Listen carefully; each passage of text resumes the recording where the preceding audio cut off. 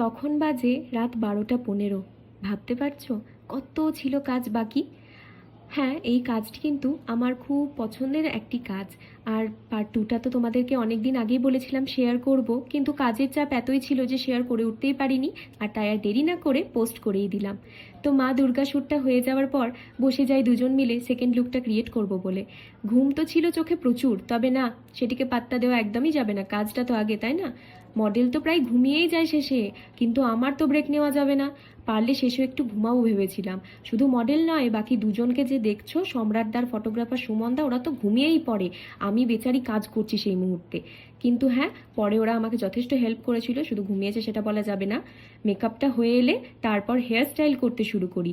তোমরা যে আমাকে জিজ্ঞাসা করছিলে দুটো বান কিভাবে একসাথে করলাম, তো প্রথমে একটা পনিটেল করে তারপর তাতে একটা বড় ডোনাট আর তার ঠিক ওপরে একটা ছোট ডোনাট দিলাম। আর তারপর আর কিছুই না, একদম সোজা যেভাবে বান করি সেভাবে ফিনিশ করলাম। আশা করি বুঝতে পারছো তোমরা।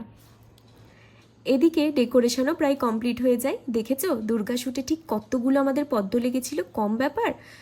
এরপর আসি নিচের রুমে। সম্রাটদা তার গয়নার ঝুলি থেকে সমস্ত সুন্দর সুন্দর গয়নাগুলো বের করে পরাতে থাকে। আর তারপর সেটা হয়ে গেলে শুরু হয় আমাদের ফটোশ্যুট মোমেন্ট। হ্যাঁ, ওই মুহূর্তে আমি সেখানে উপস্থিত ছিলাম না, কারণ আমি তো তখন ঘুমের দেশে পাড়ি দিয়েছি, যা ঘুম পেয়েছিল আমার। কিন্তু সেটাকে কেউ বেশিক্ষণ থাকতে দেয়নি, বারবার করে ডেকে ডেকে আমাকে সেখানে নিয়ে যায়। কারণ কি, আমাকে তো বিটিএসগুলো রেকর্ড করে তোমাদের দেখাতে হবে, তাই না? আর তারপর শ্যুট শেষ হয়ে গেলে দেখি ও বাবা, সকাল হয়ে গেছে। মানে আমরা কাজে এতটাই মনোযোগ দিয়েছিলাম যে বুঝেই উঠতে পারিনি কখন ভোর থেকে সকাল হয়ে গেছে। আর সকাল হয়ে যাওয়ার পর কাজ শেষ হয়ে গেলে আমরা সবাই নিজের নিজের ব্যাগ গুছিয়ে নিই। কারণ কাজ ছেড়ে তো এবার সবাইকে নিজের নিজের বাড়ি যেতে হবে। তাই আর দেরি না করে আমিও বেরিয়ে পড়ি।